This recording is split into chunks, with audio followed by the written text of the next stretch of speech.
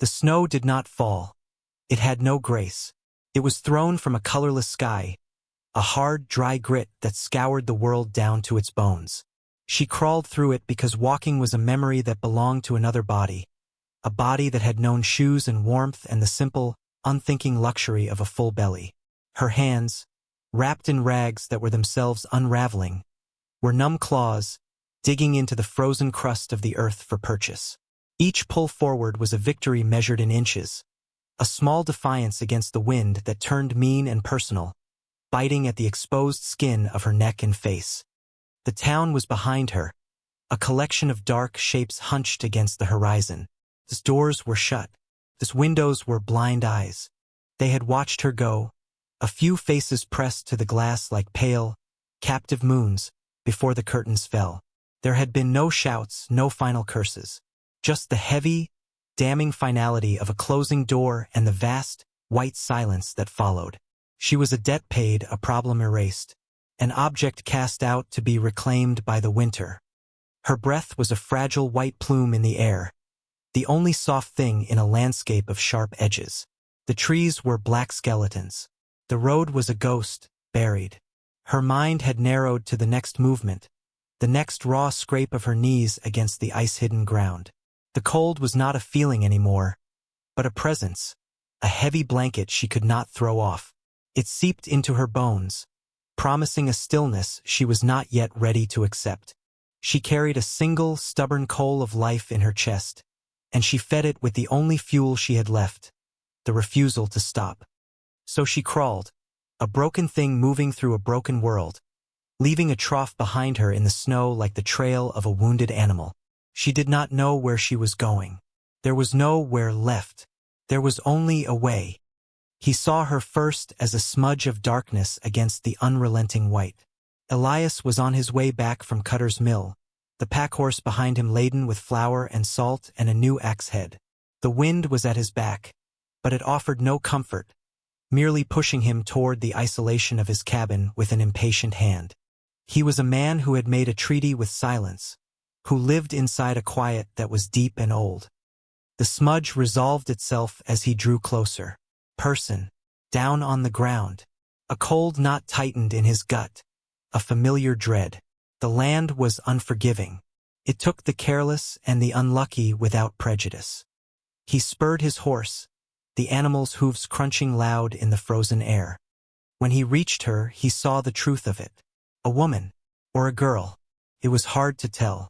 Her hair was a matted tangle of pale straw, frozen to her shoulders. Her clothes were little more than frayed whispers of fabric, offering no defense against the cold. She was not moving anymore. The small, stubborn coal had burned low. He dismounted, his boots sinking into the drift, the cold biting at his own ankles through the thick leather. He knelt beside her. He saw the raw, scraped skin of her knees through a tear in her skirt. He saw the cracked blue of her lips. Her eyes were closed, her face turned to the side, half buried in a pillow of snow.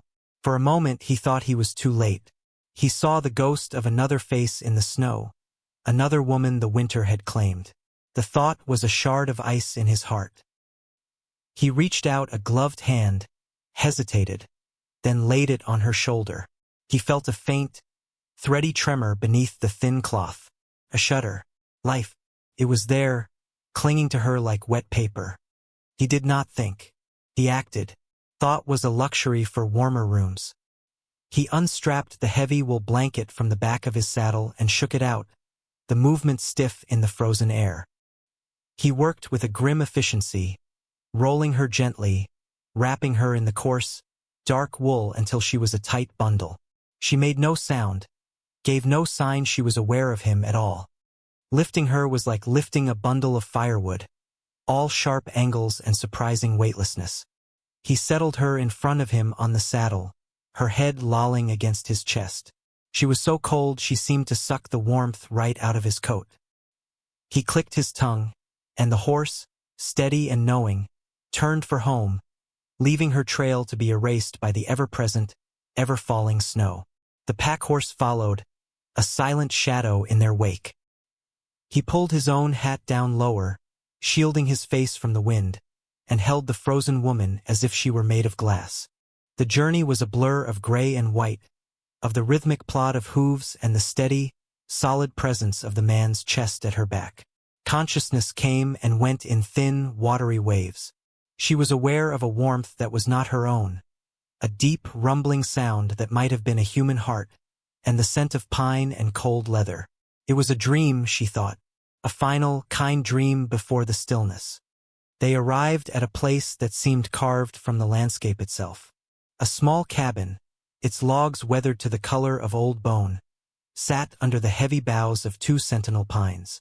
A thread of smoke, thin as a fence rail, rose from the stone chimney, a brave signal against the oppressive sky.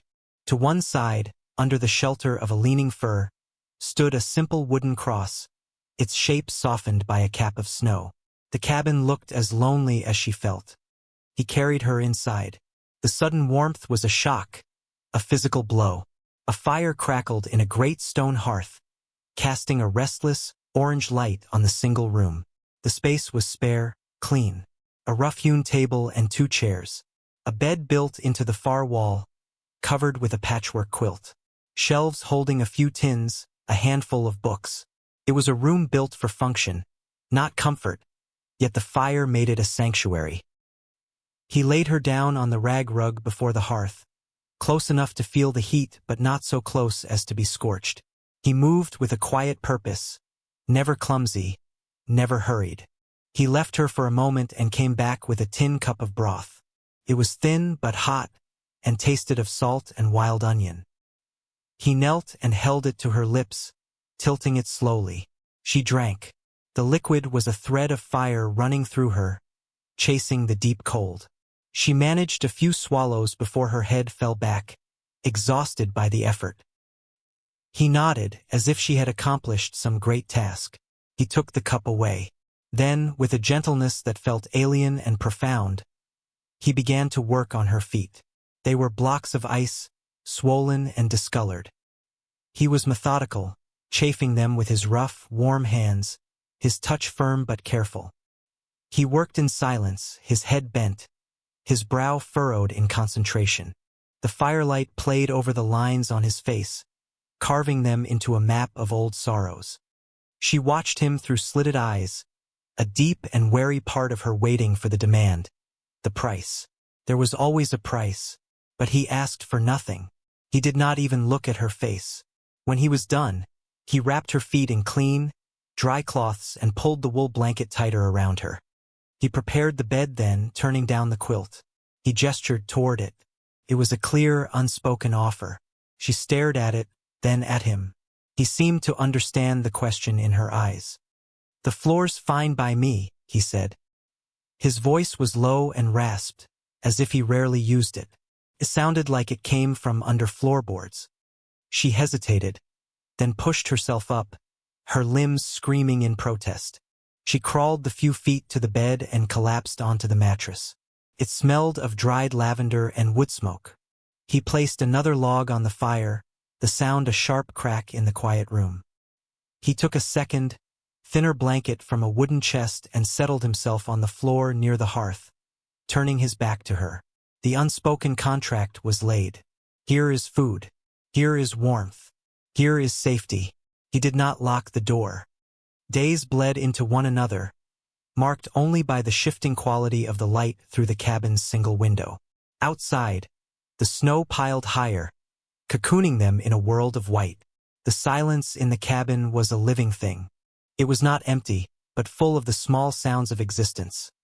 The sigh and crackle of the fire, the whisper of the wind around the eaves, the scrape of a spoon against a wooden bowl, the soft thump of his boots on the floorboards. They built a life from a routine of unspoken things. Each morning, he would rise before the light, stir the fire back to life, and pull on his coat to face the cold.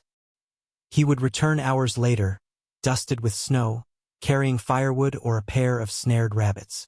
While he was gone, she would rise from the bed, her body a symphony of aches, and begin her own silent work. She swept the floor with a broom made of birch twigs. She kneaded dough for the flat, dense bread they ate, her hands slowly regaining their strength. She washed their 2 bowls, their 2 spoons, and set them back on the shelf. He never told her what to do. He never had to. She observed the rhythm of the place and found her own part in it. She was a ghost at first, flinching from his shadow, her movements small and furtive. But he moved around her as if she were a natural part of the room, like the table or the chairs. He gave her space. He gave her silence. And in that space something began to mend. One afternoon, he came in from the cold and set a pair of worn leather boots on the floor to dry by the fire. They were women's boots, old but well cared for, the leather softened with grease. He said nothing, just left them there. The next morning they were still there. She stared at them for a long time before sliding her own ruined feet into them. They were too large, but stuffed with a rag they were warm. They were a shield against the cold floor. She wore them. He never mentioned it. She found a small piece of pine, softened by the river, and one of his neglected whittling knives. Over several evenings, while he read by the firelight from one of his worn books, she carved. Her hands remembered the motions from a long-ago childhood. She carved a small, simple bird, its head cocked as if listening. When it was done, she polished it smooth with a piece of wool and set it on the mantelpiece, tucked behind a tin of tea. He did not mention that either. But the next day, she noticed he had moved it to the center of the mantel, where the firelight caught it just so. Her strength returned in small increments. The tremor in her hands lessened.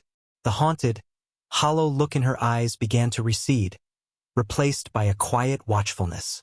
She started to notice the details of his face, the way one eyebrow quirked slightly when he was concentrating, the fine web of lines at the corners of his eyes, the scar that cut a thin, white line through his left eyebrow. He carried whole winters in his eyes, she thought. One clear, cold afternoon, she pulled on his oversized coat over her own thin dress and went outside. The cold was sharp and clean. She made her way to the simple wooden cross she had seen from the window. The snow had drifted deep around it. With her mittened hands, she scooped the snow away, clearing the small mound at its base. There was no name, no carving, just the wood and the silence. She found a single, perfect pine cone, its scales tipped with frost, and placed it at the foot of the cross. It was a small, inadequate offering to a sorrow she did not understand but could feel humming in the very walls of the cabin. When she came back inside, he was standing by the window. He had been watching. He just gave a slow, single nod and went back to sharpening his axe. They were stitching their lives together with these raw, silent threads. The thaw in her came violently one night. A dream, sharp and suffocating, threw her from sleep. It was a dream of locked doors and laughing faces and a man's heavy hand. She woke with a gasp that was nearly a scream, sitting bolt upright in the bed, her heart hammering against her ribs like a trapped bird. The room was dark. The fire burned down to glowing embers. Across the room, the man on the floor stirred. He did not leap up, did not rush to her side. He simply sat up, a dark shape against the dying light of the fire. He watched her for a long moment, letting the terror crest and fall. Then he rose and placed a small log on the embers. They caught, and a soft yellow light bloomed, pushing back the shadows. He returned to his blanket, not his spot near the door, but a few feet from her bed. He sat with his back against the wall, his knees drawn up. He was a silent sentinel in the dim light. "You hurt?" he asked, the same question as before. She shook her head, though she was trembling so hard the bed frame rattled. She wrapped her arms around herself, trying to hold her own pieces together. They sat that way for a long time, in the shared space between nightmare and morning. The silence was different now. It was a comfort, a shared watch. Finally, as the first pale light of dawn began to ghost the window, she found her voice. It was thin, cracked. "Don't lock me in." He looked at her, his expression unreadable in the half-light. "I don't lock doors," he said, his voice steady and calm. The next day, the silence felt broken or at least changed. As she handed him his morning bowl of porridge, her fingers brushed his. She did not flinch away. Later that week, as he was mending a harness by the fire, She finally asked the question that had been sitting like a stone in her chest for weeks. Why? He stopped his work, pushing the awl through the thick leather and leaving it there. He stared into the flames, his face thoughtful. The fire only changes everything, he'd once thought, if something new is waiting in the ash. Man, I knew, he began, his voice low and gravelly. He'd say folks are either kindling or they're the flint. Some folks just exist to be burned up. Others exist to start the fire. He paused, pulling the awl free and testing the stitch with his thumb. Seemed to me the world had enough fire. Not enough people willing to stand in the cold for a stranger. He looked up at her then, his gaze direct. Felt right. She had no answer for that. She just nodded and went back to darning one of his socks, the simple, repetitive motion a comfort. A few days later, while they were eating their evening meal, she tried to make her own offering of words. The bread was a little dry today, he commented, not unkindly. A ghost of a smile touched her lips, the first he had ever seen. You didn't complain about mine, she whispered. He looked at her, surprised. Then a slow, tired smile creased the corners of his eyes. No, I suppose I didn't. It was a small joke, thin as a winter sunbeam, but it was enough. It was a start. The world outside their snowy cocoon began to reawaken. The relentless white softened. The sun gained a little warmth, and the days grew longer. Icicles, thick as a man's arm, wept from the eaves of the cabin, their steady dripping a new sound in their quiet world. Patches of dark, wet earth began to appear on the south-facing slopes. The land itself was holding its breath, waiting for the full arrival of spring. For Elias and the woman, the change brought a new kind of work. They mended the section of fence around the small vegetable garden that had collapsed under the weight of the snow. They worked side by side, he setting the new posts with heavy thuds of a mallet, she following behind him, lashing the rails in place with strips of wet leather. He showed her how to tie the knots, his large, rough hands guiding her smaller ones. The brief, functional touch sent a jolt through her, not of fear, but of something else, something she couldn't name. The thaw also meant the path to town was clearing. The isolation was ending. The thought settled in the cabin like a nervous guest.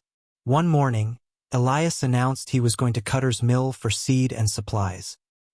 He looked at her, a question in his eyes he did not ask aloud. Do you want to go? Do you want to stay? She shook her head, her gaze dropping to the floor. She was not ready to face the world of men and their judgments. He nodded, understanding. I'll be back by nightfall, he said. Bolt the door behind me. It was a command born of care, not control. She understood the difference. She watched him ride away, a lone figure growing smaller against the vast, muddy landscape, until he disappeared into the trees. The cabin felt immense and empty without him. She bolted the door. The harbinger did not come on horseback. It arrived on the wind. Late that afternoon, a shift in the air brought a smell with it. The acrid tang of smoke, but not the clean scent of a wood fire. It was the greasy, foul smell of something burning that was not meant to burn. She went to the window, her heart starting a low, fearful drumbeat.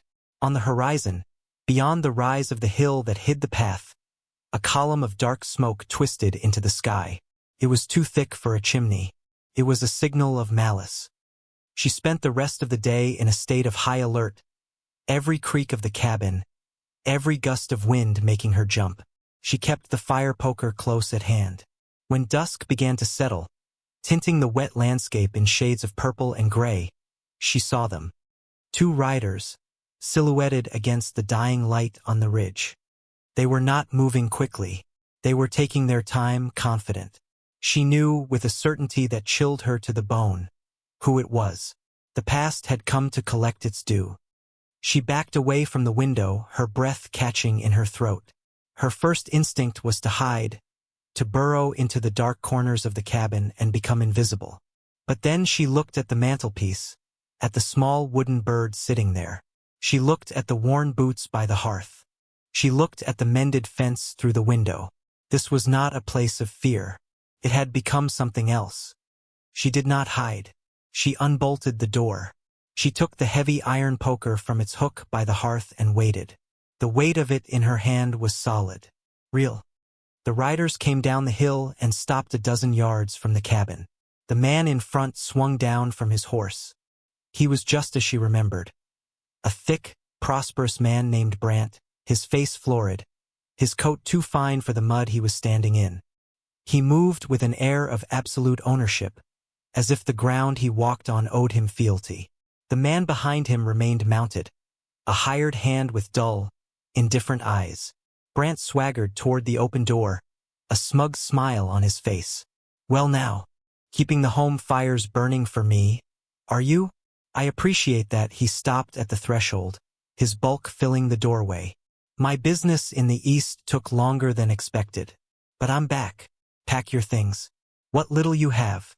His argument was not an argument at all. It was a statement of fact, a foregone conclusion. She was his. The town had given her to him, a payment for a debt her father had left behind. She was property. She stood in the center of the room, the firelight behind her casting her in shadow. The poker was held loosely at her side, but she did not raise it. "Not yet." "I'm not going with you," she said. Her voice surprised him. He had expected tears, pleading, or the same stony silence he had beaten out of her before. He had not expected this calm defiance. His smile tightened. "Don't be foolish. You belong to me. The law says so. Everyone knows it." He took a step into the cabin. "Now, are you going to come peacefully? Or does my man here have to persuade you?" It was then that another sound joined the tense quiet, the steady, unhurried crunch of hooves on wet ground. Elias appeared from the trees, leading his packhorse. He did not look surprised to see them. He looked as if he had been expecting this since the day he'd pulled her from the snow.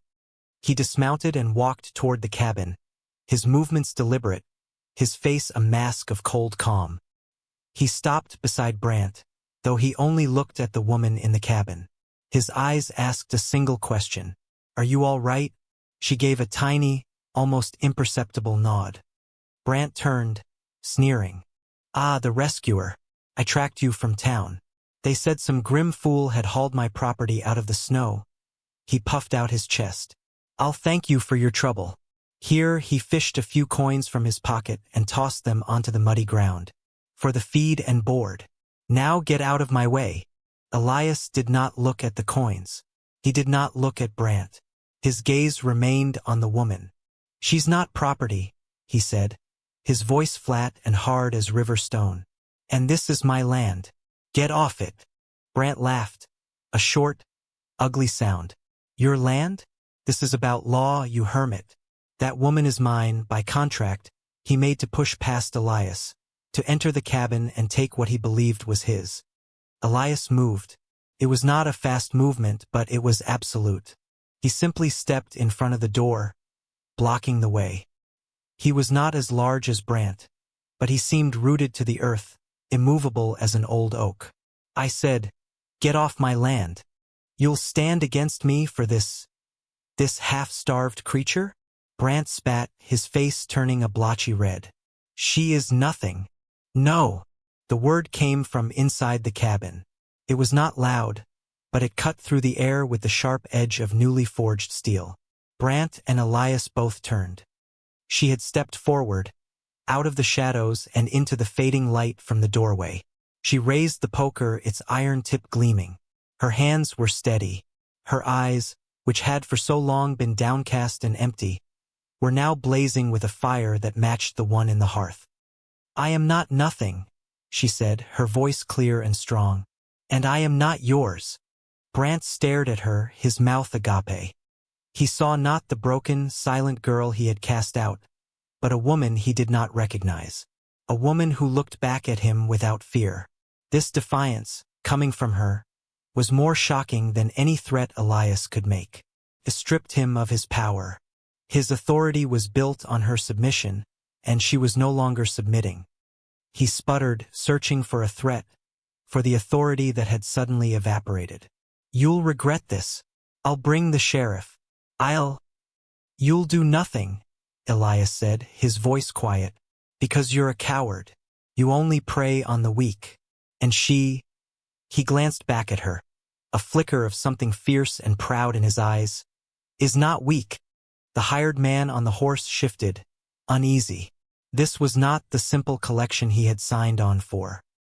He looked from his employer's sputtering rage to the two figures standing united in the doorway, the quiet, unyielding man and the woman with fire in her eyes. He wanted no part of it. Brant saw he had lost. His bluster deflated, leaving behind a sour, petty rage. He shot one last look of pure hatred at the woman. You were better off in the snow, he snarled. He turned, scooped his coins from the mud in a final, pathetic gesture of reclamation, and hauled himself back onto his horse. The two of them rode away, not looking back, their defeat a palpable thing in the gathering dark. Silence descended again, deep and profound. The only sounds were the dripping of the eaves and the whisper of the wind. Elias and the woman stood there for a long moment, the man in the yard, the woman in the doorway, a chasm of mud and old pain between them. He had not rescued her. They had rescued each other. He finally broke the stillness. He looked at her, truly looked at her, not as a duty or a charity case, but as the woman who had stood with him against the dark. I was scared, she whispered, the admission of fragile offering in the cold air. The iron poker suddenly felt heavy, and she lowered it, its tip clanging softly against the stone step. I know, he said. He took a step closer. You didn't run. There was nowhere to run to, she answered, her gaze unwavering. This is home. The word hung between them, simple and immense. He walked past her into the cabin, the familiar scent of wood smoke and pine welcoming him. He set his pack on the table and turned to face her. The fire cast a warm, living glow on her face, chasing away the last of the shadows. What do they call you? He asked, his voice gentle. She looked at him, and for the first time, a true, unguarded smile reached her eyes. It transformed her face, wiping away the last traces of the broken thing he had found in the snow. It was like watching the sun break through after a long winter. Lena, she said. My name is Lena. He nodded slowly, testing the sound of it in the quiet room. Lena, it fit. It felt like a piece of the cabin that had been missing all along. That night, after their silent meal, Lena took the tattered, filthy dress she had arrived in. It was a shroud from her old life, imbued with the memory of humiliation and cold. Without a word, she walked to the hearth and laid it on the burning logs. The fabric blackened, curled, and then erupted in a brief, bright flare of orange light. They both watched it burn until it was nothing but gray ash, indistinguishable from the remnants of the firewood. A final, quiet funeral. The next morning, she found a dress laid out on the chair by the fire. It was simple, made of dark blue wool, with a small, mended patch at the elbow. It was his wife's, but where the boots had felt like a temporary loan, the dress felt like a gift. She put it on, to fit as if it were made for her.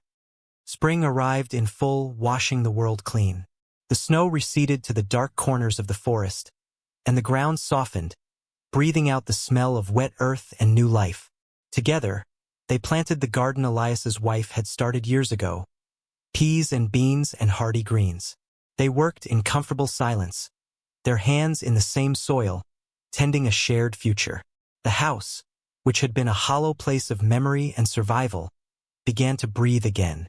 It filled with the smell of baking bread, the sound of a woman's soft humming, the quiet weight of two people sharing a space not just of necessity, but of choice. One evening, months later, they sat on the small porch he had built. The air was warm and alive with the drone of insects. Elias was oiling a piece of leather, his hands moving with familiar grace. Lena was shelling peas into a large wooden bowl, the green pods making a soft snapping sound. The sun was setting, painting the sky in strokes of blood orange and dusty rose. He stopped his work and laid his hand over hers on the edge of the bowl. It was the first time he had touched her with no purpose other than the touch itself. His hand was rough and calloused, but warm. She did not pull away. She simply turned her hand over and laced her fingers through his. They sat there as the stars began to prick the velvet dark, their hands clasped, watching the world settle into a peaceful quiet. The cabin behind them was dark, but a warm light glowed from within. It was no longer his house or a temporary shelter. It was their home. This story, it is not just about a rescue. To say he saved her from the snow is to miss the point entirely. He carried her, yes, but she was the one who had to crawl. She was the one who had to stand up. He did not give her a voice. He only created a silence safe enough for her to find her own. He did not give her strength. He only stood beside her when she chose to wield it. And she, in turn, did not just find shelter in his home.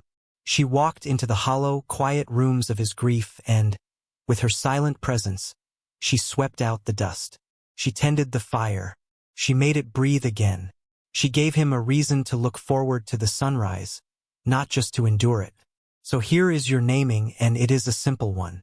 Home is not a place you are given. It is a thing you build. It is not made of wood or stone, but of small, repeated kindnesses. It is built in the spaces between words, in the sharing of a meal, in the steadfast presence of another soul who sees you not as you were, but as you are. It is the quiet courage to offer warmth to a stranger, and the staggering bravery it takes to accept it. And if you are ever lost in the cold, crawling through a world that has shut its doors, you must remember this. You must keep that one stubborn coal of life burning. Because you never know when a quiet man on a tired horse will see a smudge of darkness in the snow and choose, for no reason other than it feels right, to turn your way. And if you are brave enough to let him, you might just find that the fire only changes everything when something new, and something true, is waiting in the ash.